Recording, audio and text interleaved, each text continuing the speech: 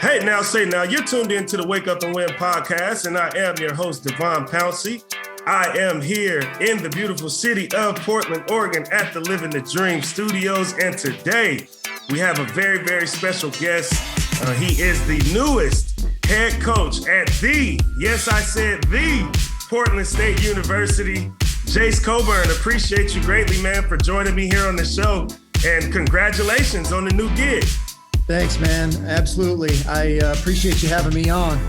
Absolutely. And obviously, we got a lot to get into because you've become an internet sensation across the sports world right out the gate. You wasted no time. But I sort of want to start with your origin story first, because obviously you did your introductory press conference and you gave a shout out, to your parents, in particular, your mom, because, you grew up as a kid whose parents owned a karate school.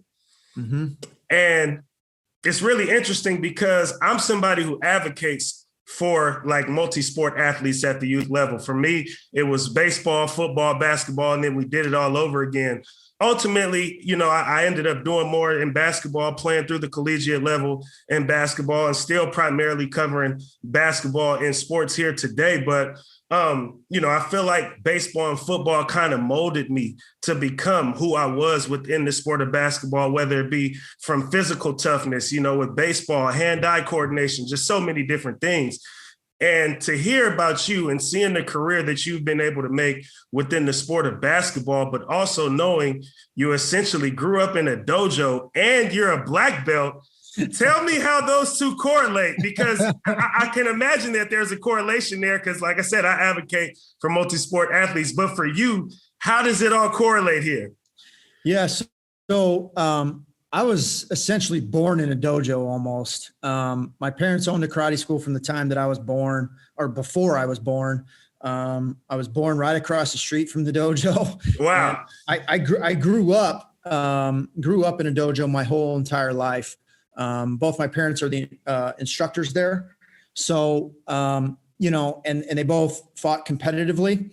So, I always think about sometimes you might grow up with one parent like that, but I had two that were always pushing me to be good, and always pushing me to be spirited, and tough and have self-discipline. So, when I grew up, every single day going to the dojo, like that was just, a part of my life then. And that was just how I grew up. So, my parents still own their karate school now and they're still teaching people. And, when I grew up, I would sit there and watch the adult classes also. Like I started when I was 3 years old. Yeah.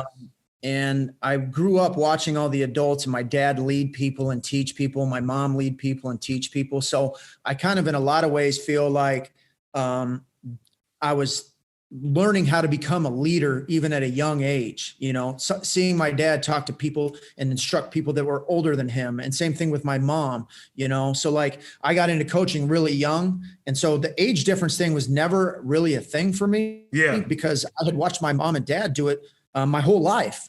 So, a lot of the lessons that I learned from that, as an individual, but also as a leader, really helped me get to where I'm at now. In terms of coaching and those types of things, because there's a lot of things that I learned as a kid, after just watching them that I do now. So it was a valuable experience for me. I know there's a lot of people who, say that I'm a natural born leader, and it's just, that's just how I grew up. That's just, I had a great advantage with that. Definitely. Now, I think that reflects in your career path as well. You've coached at all levels, essentially, the high school level, the junior college level, obviously the 4-year level. You've been at Portland State for the last 8 years leading up to you being able to get this position. But sort of how important for you do you feel like going through all of those stages were for you to be able to get to this point right here now? Because it's a grind to become a head coach at the 4-year level. And you've got to go through so much. You've got to make so many sacrifices. You're coaching at the Division I level now.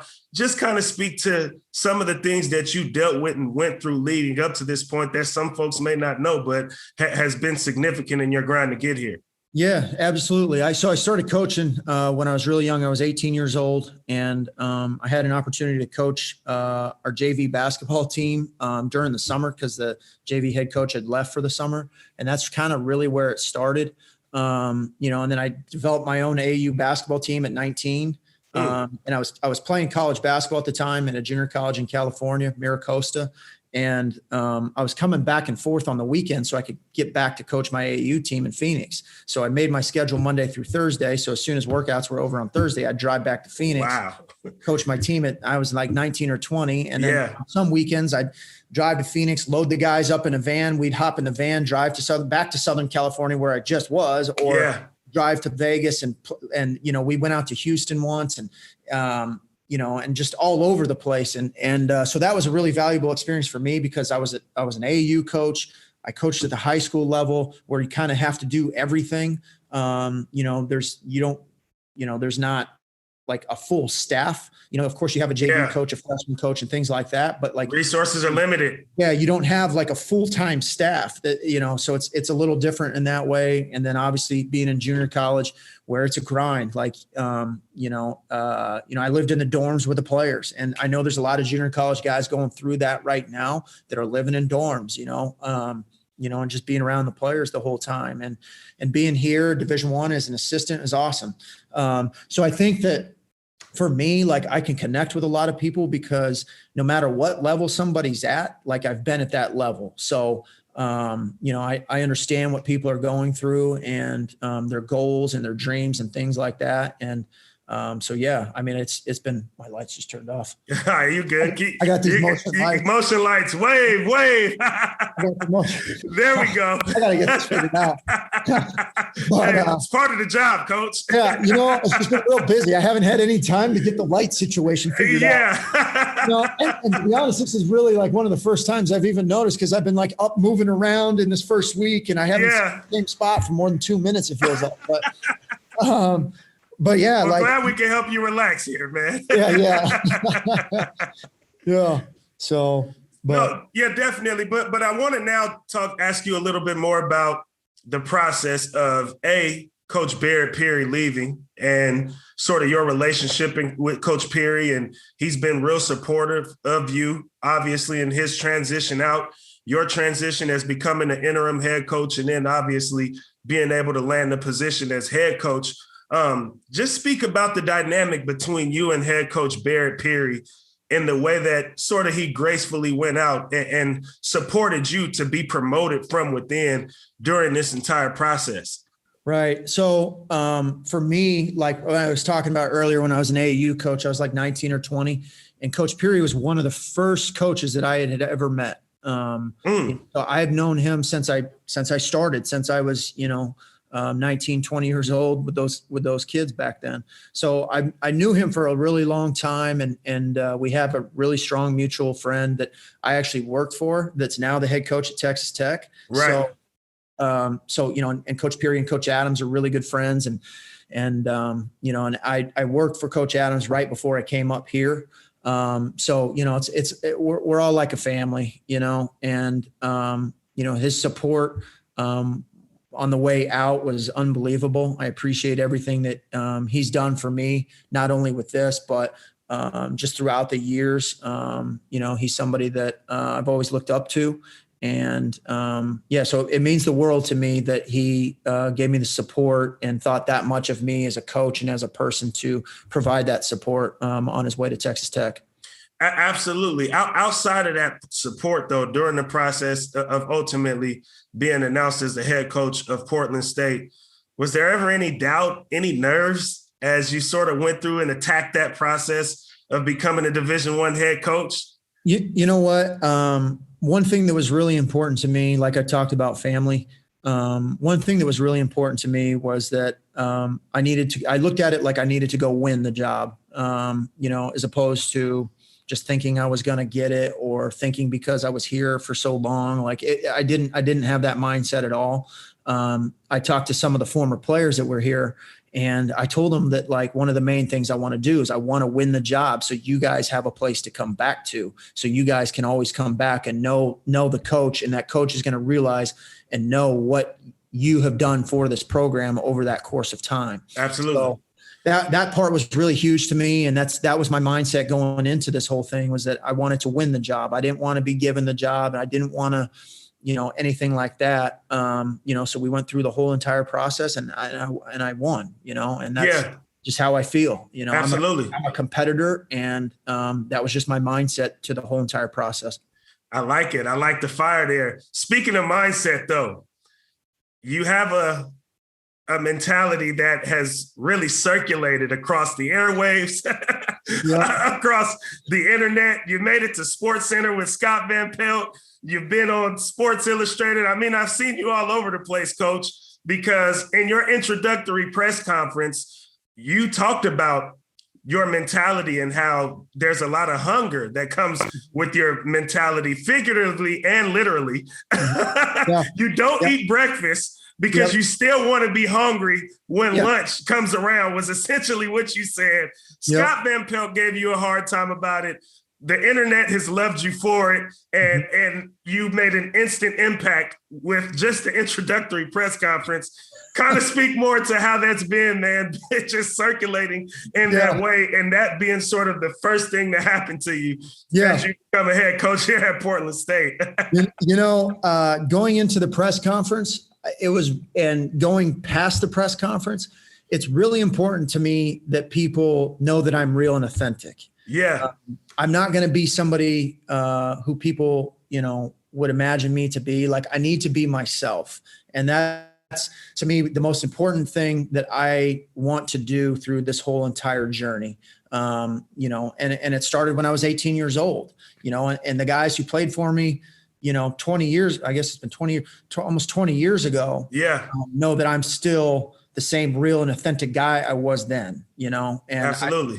I think throughout my whole entire time, every player who's ever played for me would say the same exact thing, that I am who I am, and so that was really important to me. I mean, it's been really cool with the people that have been reaching out and everything, but that's just a little bit of who I am, and so I could have went up there and said just the regular lines, but that's not really me, I got to be me, and I got one shot to do this thing, and I'm never going to regret being me, and the spirit and fire that I have, and it's been a journey through this entire thing. So I'm proud of the person that I am, and and I think the guys know that I'm real, and that stuff that I said the other day is like really who I am, and it might be a little crazy to some people.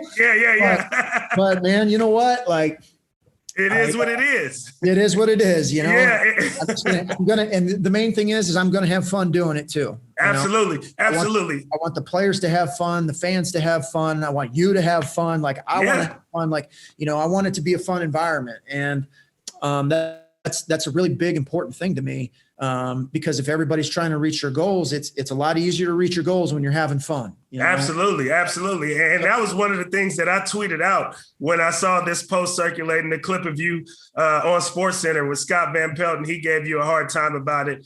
And for me, all that press conference did was make me smile and say, my goodness, I can't wait till the post-game shows next season. Because for those that don't know, after every home game, obviously, myself and Matt, we're calling these games. And after every home game, we have the coach come right over to us and speak with us and do a post-game interview. So now I'm really excited to see the ebbs and flows of how these interviews go with you, my man.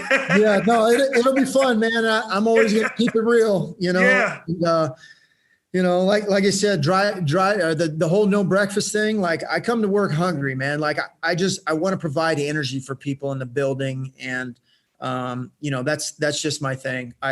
Whenever there's a day where I don't feel like coming to work, and everybody goes through that. Whenever there's a day in there, it's like, you know what? No, I need to make this extra recruiting call. No, I need to get down on the floor and work with another kid, or, I need to watch another film. Like, so whatever it is, it's, it just kind of fuels me and just reminds me that I need to keep going and I need to keep pushing. So, it's just who I am. Yeah, absolutely. Speaking of energy now, I'm glad you brought up energy, because I feel like Portland State has the most energetic athletic director in the Big Sky Conference, Mm-hmm. and that of Valerie Cleary. I mean, I've gotten to know her, through my time here. She was actually literally the second person I met about 7 years ago when I came to Oregon and I went on my recruiting visit over at Pacific. And she was literally one of the first people I met. And she's been by my side ever since. Just one of the straight up most real people outside of how great she is within her profession. But speak to what it's been like going through this process with Valerie Cleary. Obviously from the interview process to, her giving you the phone call or however it was that she let you know, hey, Jase, you got the job. Just kind of speak to how this process has been and being able to be a head coach under her leadership as an athletic director. Yeah, I think the first thing is like our values on how we see things matches up. Yeah. I think in every case, we're both always going to put the student athletes first. Whatever's best for student athletes guides the rest of the process. So, and for me, that's always been a big thing. I know that's a big thing for her, that student athlete experience is really important. So I think our values on how we see things in college athletics matches up. And I've known her for a really long time, and I'm forever grateful to her and the interview committee and President Percy and everybody who gave me this opportunity. As far as the phone call goes, I just happened to be really lucky. My parents were in town. I was at home with my wife, and we have now a 10-week-old baby. And so congratulations. Thank you. And my parents just happened to be in town to see the baby, and she called, and man, it was just like so many emotions going through it. I couldn't even talk, like I was speechless, just because I feel like I've been through it all, that where it was just, wow, like finally my goal and my dream has been reached, and just to think of that and think of that moment is unbelievable. I just fell down on the floor and had a lot of emotions, and I couldn't keep it together. He was talking to me, and she probably didn't even hear a word for like 2 minutes, so, and then quickly, like I said about being hungry and things like that, like quickly I decided, I reached this dream and I reached this goal, and we need to keep it moving now. Now I have a new dream and a new goal for Portland State, and it was awesome. Like, she's a great athletic director, great support from the staff too. We have a great staff too. That's the other thing, man, is that like, we have a great athletic department staff here, that works really hard. And, a lot of times people don't see what goes on, for anything, for a game to happen, for student athletes to get on campus, and just anything like, so all the people behind the scenes that nobody sees, we have a great group of people here, and the support that I got from those people too, going through this whole entire process was awesome. Yeah, definitely. I really feel like it's a family atmosphere here, and to know that all those people supported me throughout this process meant the world to me. Absolutely. Absolutely. Now more on a social level here, obviously, it's been a tough year or so for the Asian community at large, the Asian American community in particular. And I saw you celebrated by that of the Asian Coaches Association, which you're a part of, for you being able to land this job. And it's really significant. It's symbolic in a sense, and it really means something to them, obviously to the Asian community at large, and to be able to land this job during a time period where it's really difficult because of the hate that has been targeted at the Asian community. What does this mean for you to sort of be this beacon of light, this beacon of hope for your very same community during a time period where so many have sent unnecessary hate towards this particular community, and you could kind of shine a bit of a light during a dark moment in this country's history? Yeah.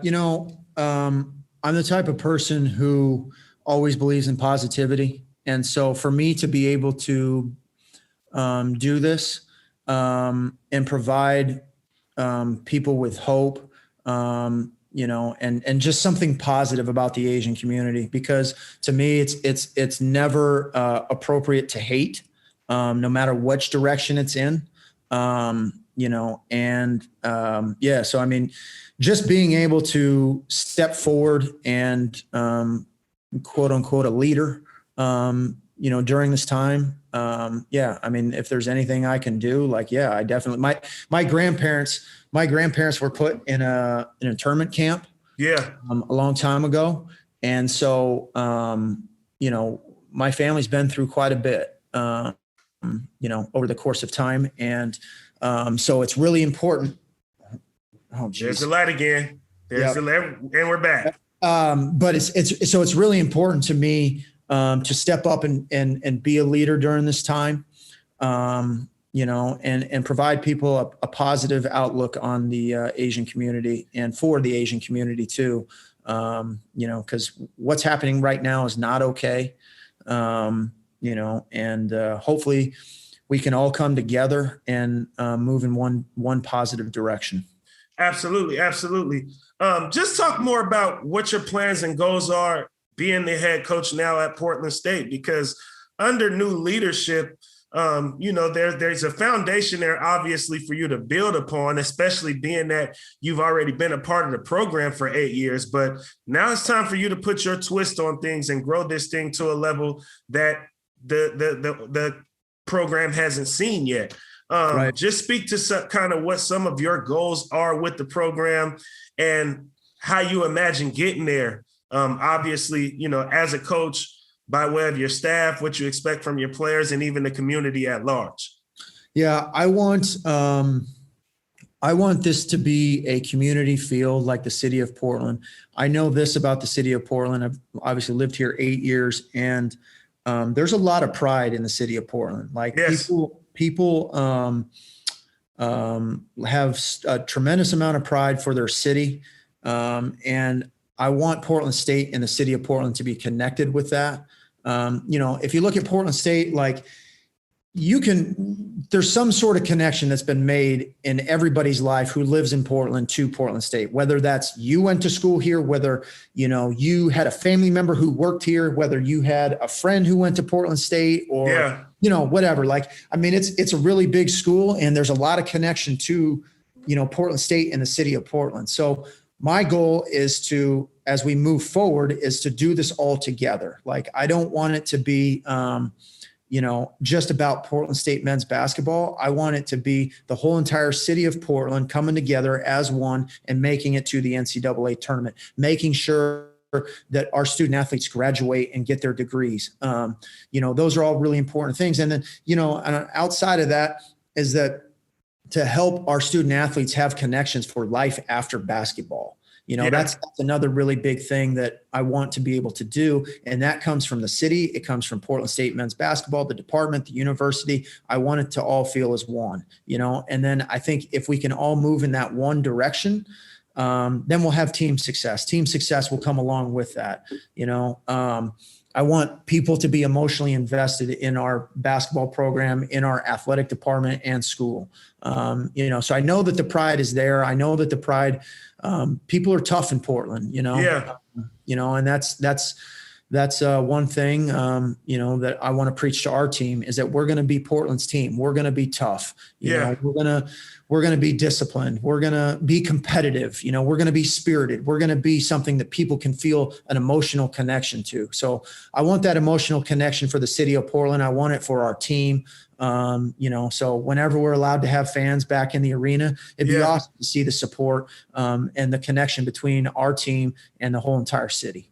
Talk more about that arena, pitch those facilities, because I don't think everybody has a legitimate understanding of how absolutely dope the Viking Pavilion is. Obviously, I call games there and I talk about it here on the podcast, but I want them to hear it from you.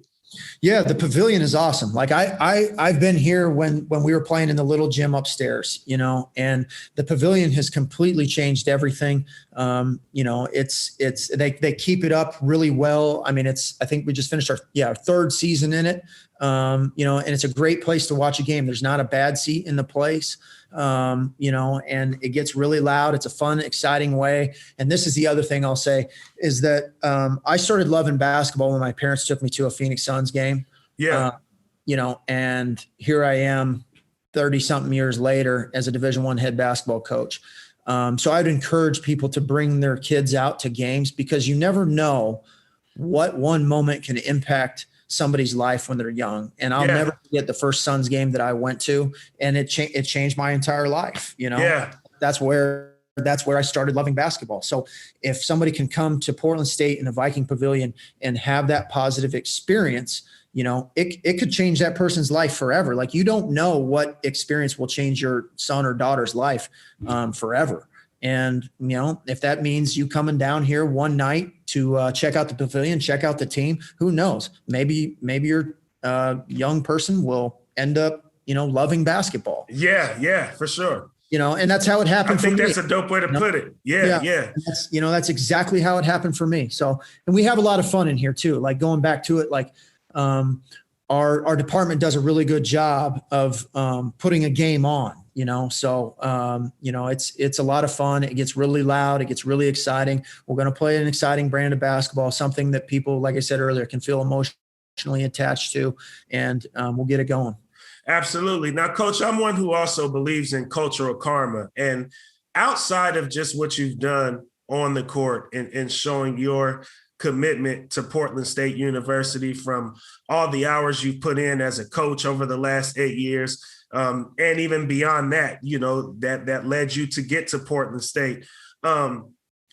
Your commitment, I think, to Portland State is much bigger than basketball. Like, figuratively, we've already talked about, you're not eating breakfast in the morning. You don't turn on your heater in the winter. You don't turn on your AC during the summer. But even all the way down to, you got married last season at the Big Sky Conference tournament out in Boise when the games had gotten canceled. You learned out there, the team had already made it to Boise. You learned out there. I think the first round of games were played. You had a bye in the first round because I think you all were the 4 seed that year. Yep. You had a bye in the first round. And then the night of, or the night of the game, or it was either that morning when the game was going to happen, you find out the NCAA season is over. It's done. There will be no more Big Sky Conference tournament. There will be no NCAA tournament. Portland State was super hot at that time going into that tournament. So there was a good feel around the program. And during what was really a bummer of a moment where just everything was shut down, everything was canceled. This is, a huge part of everybody's career and life. They want to be able to get to this point where they can be playing in this moment in the conference tournament and a chance at playing in the big dance. You sort of steered things out of that darkness, you and your wife, respectively, and you two got married at the gym instead of the game actually happening because COVID canceled it. Talk about that experience. What went into that decision? And again, like I said, that shows more commitment than anything and anybody could have that went through any interview process to Portland State University. So talk about that moment, man. Yeah. So I guess first, oh man, the lights again. Jeez. I love these lights. Man, I gotta get this figured out. I love it. Yeah, you can tell I haven't sat anywhere for a while. But so first off, let me say how awesome my wife is. Right? Yeah. She's unbelievable. And we have a tremendous amount of pride in Portland State. Like, we love this place. I look at this place like Disneyland, like it's the best place on earth. Yeah. I love Portland State, and she loves Portland State too. And so that day, like you said, we were really hot going into the tournament, playing as good as anybody. Thought we had a chance to make it to the NCAA tournament. Well, then everything comes crashing down. They tell us there's not going to be a game. And I remember sitting in that conference room looking at the players' faces when no one even really realized what COVID was at the time. Like what? Like, what is going on? Right. And I remember looking at the players' faces and guys being emotional and very disappointed. So, because we had worked so hard to get to that point, to where we thought we were going to get a chance to go to the dance. And, so my wife and I, Lindsay, at the time, we started talking about it, and we had planned on getting married in May at this awesome venue. And so it was like 2 months down the road. And honestly, I think at the time we probably thought this COVID thing was just going to be over in a couple weeks. Right. So we knew like we could have still had our wedding in May, but we just decided at that moment that, you know what, like we want to turn this thing into a positive and give the team a glimmer of hope. So we just decided to get married on the conference tournament floor. And wow, I had a lot of family that lives in Boise, like a lot. And so they all showed up, and the team was able to be there. And then, all of a sudden it was like the disappointment of everything had turned into happiness, and that's just really the type of people that like we both are. Is that we like to, take negative situations and turn them into positives. And, so for us, it was a no-brainer on what we wanted to do. And she went and found this like jumpsuit, like across the street, and some people just gathered up some flowers, and I still have my same ring. My cousin went to Dick's Sporting Goods and bought me a ring. Wow. And my cousin got ordained like on the way to the arena. Wow. So, and then one of our managers played some music, and everybody lined up. She got to walk down the aisle in between my family and the team. So it was awesome. Like it was great. We wouldn't change it for the world. I don't think as a girl growing up, she probably imagined that was going to be her wedding.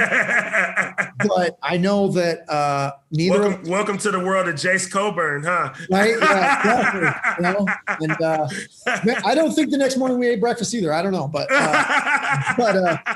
and that's part of my deal too, man. Is that like when people ask me about the car and the AC and the heat and all that, well, when the AC and the heat went out, I didn't have enough money to get it fixed. Right. And so I just looked at it, instead of saying, you know what, I'm just going to complain about this. I'm going to complain about my situation. My situation is horrible. I'm driving to work cold. I'm driving, home hot, like, whatever. I just looked at it like, well, here's an opportunity for me to practice some mental toughness and see if I can just turn this thing into a positive instead of just sitting here complaining about my situation. Like, I'm just going to flip this and look at it as a positive. And even though that positive might sound a little crazy to people, but like, that's just how my mind thinks. Like, I always just want to turn negative situations into positive ones and make the best of my situation and try to keep pushing. So, and then absolutely same thing with the wedding. We just both, just decided, you know what, as bad as this is, like, let's try and make this into a positive somehow, some way. So it was a no-brainer for us to make that decision. Super dope. Super dope. Now I want to transition here a little bit, and I have a segment that I've started called the 6-man segment. And I've been struggling on which direction I want to go with you, because to give you an example, the last episode we had Gary Payton II on here, the last interview that we did. And, he just won the G League Defensive Player of the Year. Obviously, his name is Gary Payton, so defense is certainly traditional. It's a traditional thing in his bloodline. And, and at the same time, Draymond Green had just started saying how he was the greatest defender of all time. So with the 6-man segment, what I did with GP in particular was, everybody always wants to ask, like, who's your top 5 in whatever category it is they see fit. Where the 6-man award is, the 6-man segment is, I want to know your top 5, but I want to know your top 5 fighters, because we know you're a black belt now. And then a 6-man, you know what I mean, that didn't quite make the cut, but could have made the cut, but it was sort of a toss-up, because sometimes it's hard to hold it in at just 5. But I want to know Coach Jase Coburn's top 5 fighters. I was going to be basic and ask you for your top 5 coaches, because you're a coach, but I don't want to do that. Mm-hmm. Top 5 fighters, and, somebody who could be like a 6-man or an honorable mention to your top 5 list. Well, so I'm going to hit you with a wide range of people. It's good. Okay. So first off, my dad. I'll go nice. My dad, number 1. Nice. His speed and power and his spirit and his intensity was second to none. So I'll go with my dad first. Second, maybe I should have said 1A and 1B, because second, I'm going to go with my mom. Yeah. Because my mom had like the greatest reverse punch, and she was quick, she was tough, and so I'd go my mom and dad 1, 2, however. No particular order there. After that, like I'm going to throw some names out that probably, people won't recognize. That's fine. It gives them an opportunity to learn something new today. My third one would be this man named Bill Walden. Who he played football at Arizona State, and he passed away this past year. And he was actually one of my very first basketball coaches. So growing up, not only did I grow up obviously from my mom and dad who were fighters, but also one of my very first basketball coaches was also a fighter. Wow. So like when people, like, man, why is that guy so spirited? And why is that guy like that? Like, dude, like, it's all you know. I grew up, like, that's all I know. Like, that's me. Like, so I'd go 1, 2, 3 there for sure. I've always been a really big Ricky Hatton fan. Boxer from England. Just the whole entertainment of everything that Ricky Hatton did, and just his style of just trying to get after people right from the jump. I really liked Ricky Hatton. Fifth, I don't know if this guy classifies as a fight. Well, no, let me go fifth. This guy named Yasuaki Nagatomo. He was another karate fighter out of New Mexico, who I really respected, and I watched a lot of the things growing up and tried to emulate him when I was growing up. So I would say he's fifth. And then sixth, like I said, this guy's probably not a fighter, and I don't know if this counts, but I really like Stone Cold Steve Austin. Hey! Plot twist. Yeah. I like Stone Cold. Like, who doesn't like Stone Cold? Absolutely. I don't know. Like I said, I don't know if he counts as a fighter, so maybe that's why he's sixth. He counts. He counts, man. Professional wrestler. Why not? We'll give it to him. Yeah, and just, his attitude and all that, like, it's awesome. Stone Cold was an absolute one of one in the wrestling world. Absolutely. I like the plot twist there. I like that a lot. Now, what would just be your final pitch to folks listening to this podcast? Obviously, we've talked a bit about some of the things that you want to do with the program, but to sort of close this out, man, like, you're driving this thing for Portland State, and you want to rally folks to come and support this basketball program, support Portland State athletics. What would just sort of be your rallying cry, to folks in the community and the listeners here on the podcast to come out and do just that? I would say that we have a lot of great people at Portland State, from student athletes to coaches to staff, to administrative staff, like everybody. Like, we have a lot of great people at Portland, including yourself. Like, we've got a lot of great people at Portland State. And I think that the support from the outside means the world to all of us, not just me, not just our student athletes, but it means the world to all of us. And we're all here because we want to help student athletes succeed. We want to help them reach their goals and their dreams. And that's what I love about Portland State, is that I don't think there's anybody here who is here for self-gain or, for their own careers. Like, I think it's really about our student athletes. And that's what drives us all. That's what drives us all every single day to be our best and to come in here and execute our jobs at a high level. I just ask that people come here, have fun, as I got the lights going again. The lights have kept things fun here on this interview, that's for sure. Hopefully this upcoming season we can shoot the lights out. Yeah. But literally. I just ask that people come here with an open mind to have fun. Yeah. And that's my big thing. Like, I just want people to have fun. I want you to enjoy watching us play. I want you to enjoy being connected to our team. bring your son or daughter out, and we'll have fun. We'll all do this together.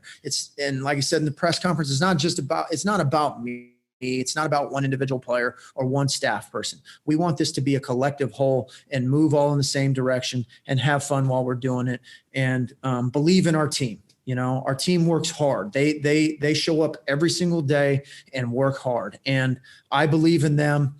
They believe in me, as far as I know. They believe in me. But, I want this to be a fun family atmosphere where people can come here, have a great time. And at the end of the year, everybody knows that we gave absolutely everything we had. And if we give everything we have, then that will result in success. I get that. But for me, I just want people to feel connected to us, and we will reach out and make sure that people feel connected to us too. Absolutely, man. Well, Coach, I appreciate you greatly for taking your time here to join me on the Wake Up and Win podcast. Obviously, wishing you loads of success. And obviously I'm here right along with you on this ride, calling these games, man, because indeed, as you mentioned, obviously, we all have put in work to get to where we are. You as a coach, me being able to commentate and call games at the Division I level. But there is a real sense of pride in the university itself, in the men's basketball program in itself for all of us. And we do come and we work hard and we put our all to, obviously go out there and you all going out there and producing on the floor, us producing when it comes to a broadcast and being able to call these games in a fun and exciting way just across the board.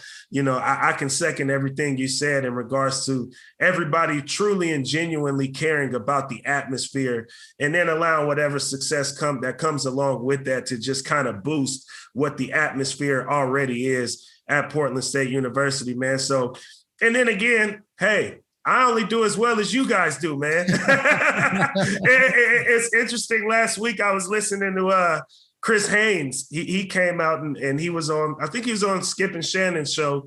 And this was when LaMarcus Aldridge had announced his retirement. And, obviously Chris Haynes is now a national NBA reporter, doing really well for himself. But he started covering with the Portland Trailblazers. And at the time when he was covering the Portland Trailblazers, he said, LaMarcus Aldridge was the best player on the team. And as a reporter and as somebody who works for this team by way of media, you're only as big as the success of the team, which is usually led by, the coach, the biggest star, so on and so forth. So obviously, I want y'all to go out there and win it, man. So I can be winning right alongside you, calling these games, man. And it just adds to the presence of it all, man. So like Absolutely. I said, I'm wishing you nothing but the best, on your new journey as a head coach. Thanks, man. That's a prime example of, feeling connected to this, and I want everybody to feel connected to it. So I appreciate you having me on.